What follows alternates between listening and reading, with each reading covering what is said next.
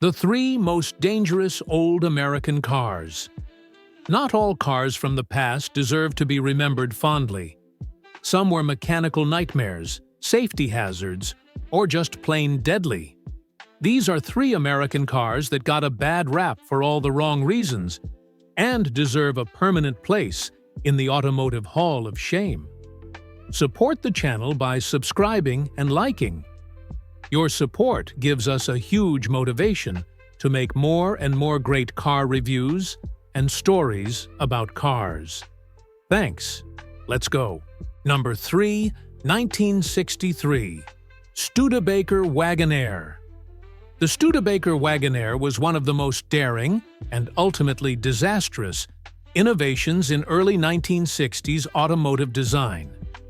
It featured a retractable sliding rear roof, essentially turning a station wagon into a pickup-like hauler capable of transporting tall items upright. On paper, it was brilliant. In reality, it was a disaster waiting to happen. Studebaker, desperate to distinguish itself in a competitive market, worked with famed designer Brooks Stevens to create something unique. The sliding roof allowed the Wagonaire to carry items like refrigerators, ladders, or tall furniture. Things a normal wagon couldn't handle. The idea was to create a versatile vehicle for suburban families and small businesses. The sliding roof's drainage system and rubber seals were poorly engineered. Even gentle rain would leak into the cargo area, passenger compartment, and even the instrument panel. This wasn't a rare defect. It happened to most Wagonaires. Those persistent leaks turned the Wagonaire into a rolling rust bucket. Water pooled under carpets, around the roof frame, and in the spare tire well. Structural components started rusting within a year, compromising both safety and resale value.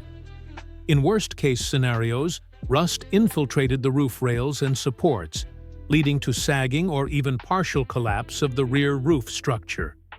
Particularly dangerous if the car was carrying cargo in the open section. The 1963 Wagonaire was a bold swing at innovation. One of the earliest attempts at cargo flexibility we now see in modern SUVs and crossovers. But its poor engineering turned a good idea into a leaky, rust-prone liability. Today, it's remembered more as a quirky footnote in automotive history than a successful model. Number 2, 1970 Ford Maverick. Launched as Ford's answer to the growing wave of imported compact cars, like the Volkswagen Beetle and Toyota Corolla, the 1970 Maverick was marketed as a simple, affordable, American-built car. With a $1,995 price tag and a sporty fastback design, it sold well at first. Over 500,000 units its first year. But beneath the surface, the Maverick was riddled with serious flaws, especially when it came to safety and durability. Crash testing and real-world accidents revealed that the Maverick's body had very little structural rigidity. In a frontal crash, the front end would often collapse inward, offering minimal protection to the driver or passengers. Side impacts were just as bad.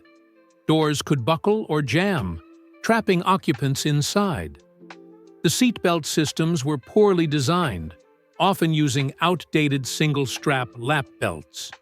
Some models even shipped with belts that were misaligned, difficult to adjust, or prone to locking at the wrong time. In serious collisions, the belts sometimes snapped or failed to hold passengers in place, increasing the risk of injury or ejection. One of the most notorious issues: early rust.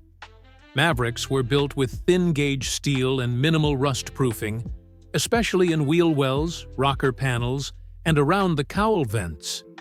In humid climates or snowy states where salt was used on roads, rust would appear within a couple of years, sometimes while still under warranty. Costly consequences: Ford cut costs wherever possible. The interior plastics were brittle, the suspension was basic, and the brakes were underpowered for a car that often felt heavier than it was. Combined with the weak crash safety, this made the Maverick feel flimsy and outdated even in its debut year. Number 1. 1970s Ford Country Squire Wagon. The Ford Country Squire was the king of American station wagons in the 1970s. It had fake wood grain paneling, enough room for the whole family, and a smooth V8 engine for those long cross-country trips. It symbolized suburban life, vacation road trips, and a time before minivans and SUVs took over.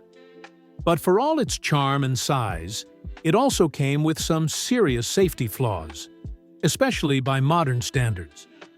The fake wood panels were nothing more than decorative plastic overlays. They offered no additional protection, yet gave an illusion of solid construction. Beneath them, the same thin-gauge steel prone to rust and crumpling in a crash. One of the Country Squire's hallmark features was the rear-facing third-row seat. Families loved stuffing kids back there, often without seat belts, no head restraints, and no real rollover protection. In rear-end collisions, passengers in the third row were dangerously exposed. In rollovers, they were at extreme risk of ejection or serious injury. In the 1970s, seatbelt usage wasn't enforced, especially for back-seat passengers. Many wagons like the Country Squire didn't even have full seatbelts for the third row. The vast interior space encouraged movement, and kids often rode lying down, backwards, or even playing in the cargo area. Weighing in at over 4,500 pounds, the Country Squire was a behemoth, but not necessarily a safe one. With its high center of gravity and soft suspension, it didn't handle emergency maneuvers well. In high-speed turns or evasive swerves, it had a high risk of rollover, and there was little structural reinforcement to protect passengers in such events.